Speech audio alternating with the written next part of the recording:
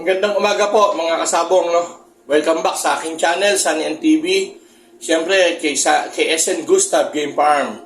Yan, magandang umaga po sa inyong lahat, no? Ang ating content ngayon mga kasabong ay sa pagsasalang ng itlog. No, magsasalang tayo ng itlog sa ating incubator. Yan.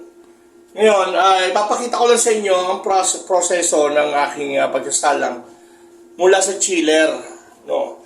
Sa akin sa chiller, pag nag-iipon ako ng itlog, binabalutan ko ngayon ng dyaryo. Noong una tissue, medyo magastos ang tissue. Marami naman akong spare na dyaryo.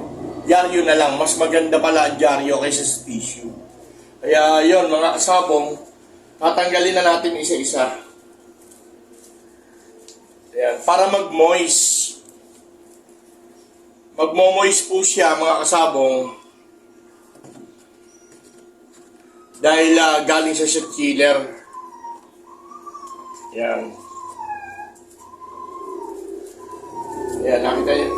Kung kita niyo, basa yung yung itlog sa loob. Dahil tinanggal na natin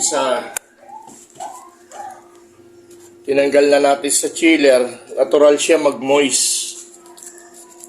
Ayan. Kita nyo? Ayan o, basa siya. Okay lang yun na okay lang yan na humawa yung ink ng mga dyaryo. Okay lang yan mga kasabong. Hindi makakasama yan sa itlog.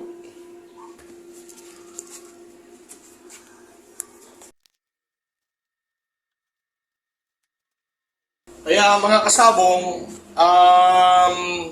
sa mga gusto magpa-reserve dyan, para sa 1 month old, message na kayo.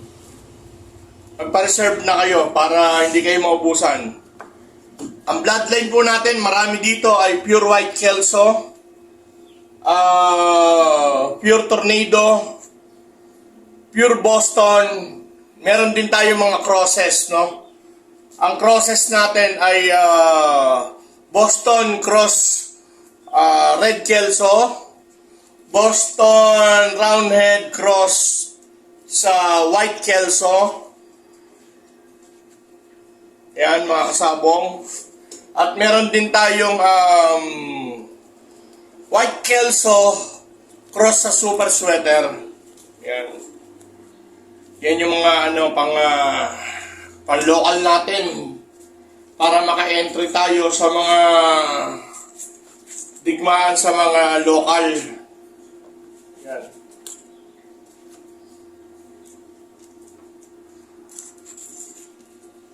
Ito yung natin mga kasabong. Ito yung second batch na natin ng local. Ito rin yung papasok na natin sa national. Meron tayong papisa ng first batch, ayun nakasalang. Meron tayong papisa dyan ng December 5, mga kasabong ha. Yun yung ating first batch. Kaya sa mga gusto magpa-reserve ng 1 month old, pwede na kayo mag-message sa akin mga kasabong. Yan. Ito naman, ang pisa nito, mga kasabong, ay December 20. December 20 ang pisa ng ating second batch. Kaya maghihintay kayo. Yung first batch natin, December 5. Ang release na CCU niyan is January 5. No, mga kasabong. Yan.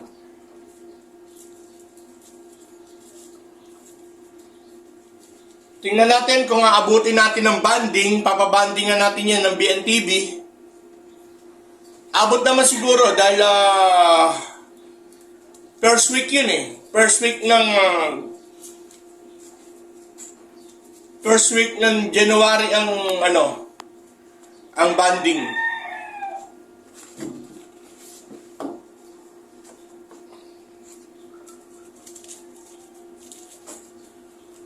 Kaya sa mga gusto magpa-reserve, pa-reserve na para hindi kayo maubusan. Marami tayong pure white kelso ngayon.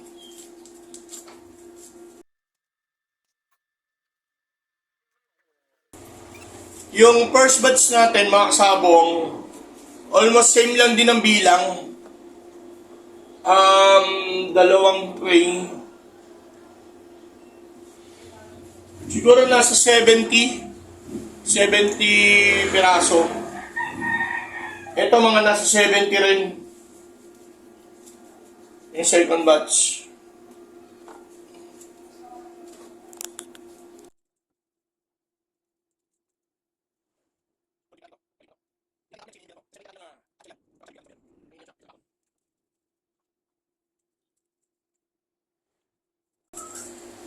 Kahit paano maganda production natin, mga kasabong.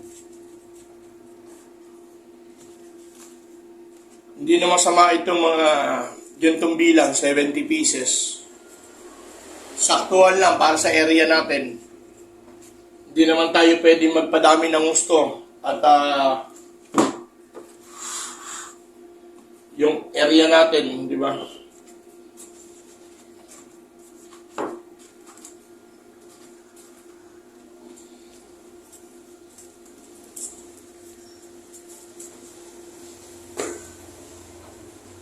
Pagkatapos natin ito mga kasabong, tatapatan natin ng electric pan yan. Sabay-sabay nating pahanginan. No, yan ang proseso mga kasabong, tandaan nyo.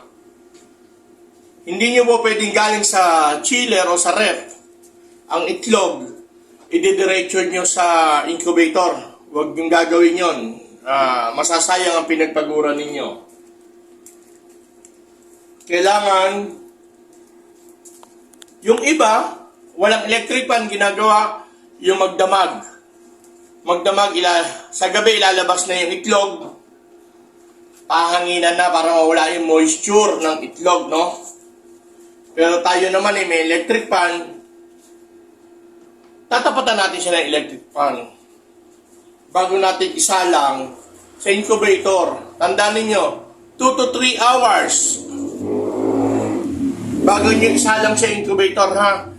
Nasa labas yan. Nakayangyang siya dyan. Tapatan yung electric pan, nakatutok. Para tuloy-tuloy lang. Hindi, yung moisture kasi niyan, mga kasabong, yan ang magpapabugok sa ating mga itlog, no? Kaya, tinatanggal natin yan.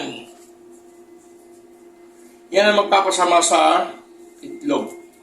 Yung basang itlog niya, yan, yung momoy sa shell. Yan, no?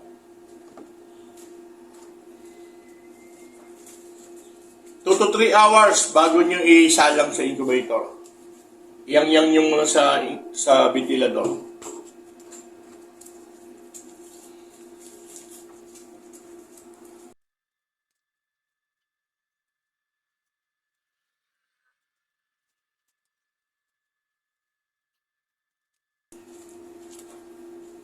Kaya mga kasabong, ano na tayo? Message lang sa mga gusto magpa-reserve. Message lang po.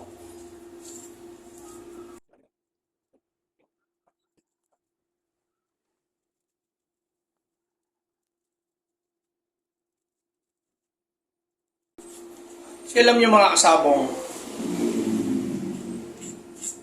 nagtatanong yung iba dyan, bakit binabalutan mo pa ng dyaryo? Ang tamang sagot dyan mga kasabong, kasi ang gamit po natin ay hindi chiller, mga kasabong. Hindi po maintain yung kanyang lamig. Kasi once na ang itlog na sobrang sa lamig, mamamatay po ang similya, mga kasabong. Pero kapag ka-chiller ang gamit ninyo, pirme, maintain yung lamig, yung ano ba yan? Degree Fahrenheit?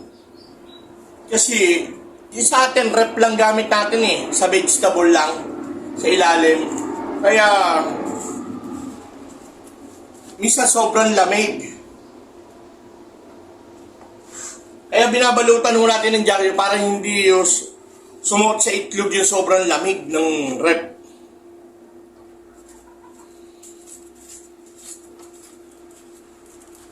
Para hindi mamatay yung similya. Yan.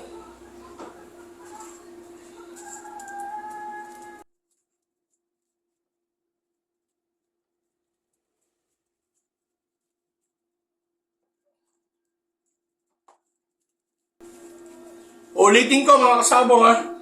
Meron tayong first batch ng local.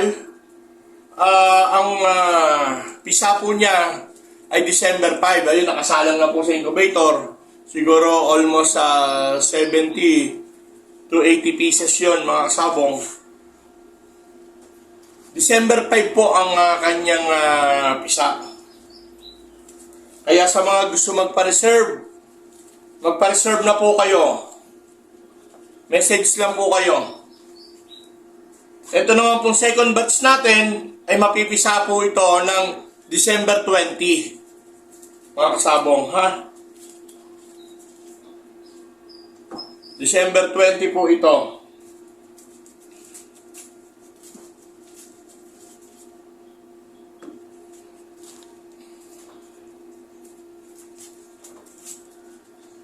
Open for reservation na po tayo. Open.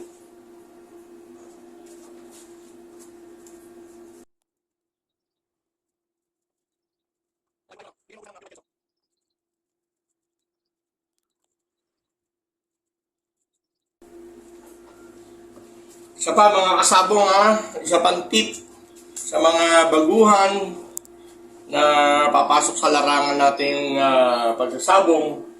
Tandaan ninyo dalawang klase yan, isang pabilog, isang patulis. Pag nagsalang kayo sa incubator, dapat yung patulis ang nasa ilalim, pag ganyan. Tandaan ninyo mga kasabong.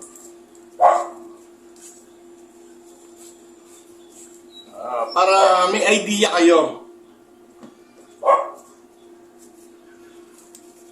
Yung ating knowledge ng konti, i-share sa inyo siyempre. Para hindi na kayo nagkakamali. Kunyari, halimbawa, kayo'y magsasalang at first time, may idea na kayo.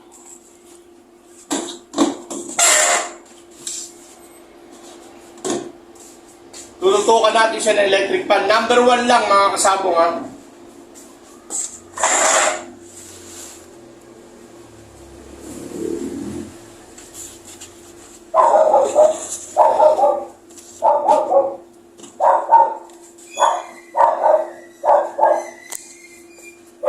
Yan, nakita nyo, mga kasabong, pakita mo. Nakita nyo, nagmo-moist lahat Yan, puro basa. Yan yung tatanggalin natin yung moisture niya. Mga kasabong. Kaya tatapatan natin siya ng electric pan.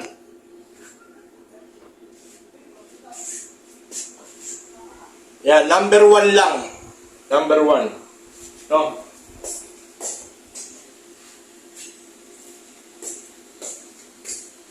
Hindi na masama yan sa mga backyard na tulad natin. Makapag-produce ka ng 70, 80, 90 eggs. Hindi na masama yan mga kasabong. Malaking bagay na yan. Ito naman mga kasabong, pakita ko sa inyo yung ating first batch na mapipisa ng December 5. Kaya ini-encourage ko yung iba na magpa-reserve na para hindi kayo maubusan.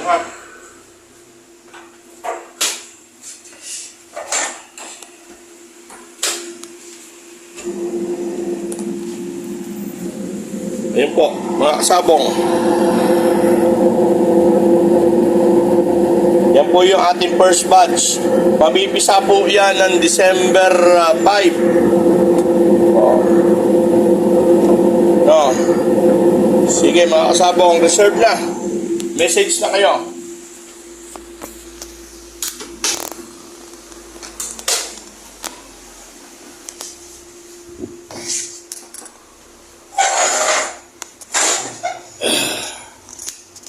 Tandaan nyo mga kasabong, 2 to 3 hours pahanginan ninyo bago nyo isalang sa incubator. No? Isang tip yan para sa mga magsasalang sa incubator. No? Tapos, and then, second tip, kailangan yung patulis ang nasa ilalim, Kung wala naman kayo electric pan, nasa bundok kayo, yung manukan nyo nasa bundok, ang gawin nyo, hindi, may rep, may chiller, pero wala electric fan. Parang malabo naman. Okay, wala electric fan. Ilabas sa chiller, sa rep, ang itlog sa gabi pa lang. Yang nyo lang. Tapos sa umaga nyo isa lang sa incubator, pwede yun, mga kasabong. Ha? Basta huwag kayo magdediretso ng salang galing sa rep. Dediretso nyo sa incubator. Nako, huwag na huwag nyo gagawin yun. Ayun, mga kasabong, sa lahat ng gustong magpa-reserve para sa ating bloodline, pure white kelso, pure Boston, pure tornado, mga crosses natin, Boston cross red kelso, Boston cross white kelso, meron din tayong white kelso cross super sweater. Yan ang lahat po ng mga bloodline na pagpipilian nyo. Wag po kayo mahiya, mag-message lang po kayo sa lahat ng gustong magpa-reserve, no? Pa-reserve na po kayo. Okay, hanggang dito na lang po mga kasabong, at maraming salamat po sa suporta, sa walang sawang pagtangkilik sa aking video. Thank you very much, and God bless you all. Mag-iingat po tayo lahat. Long live po.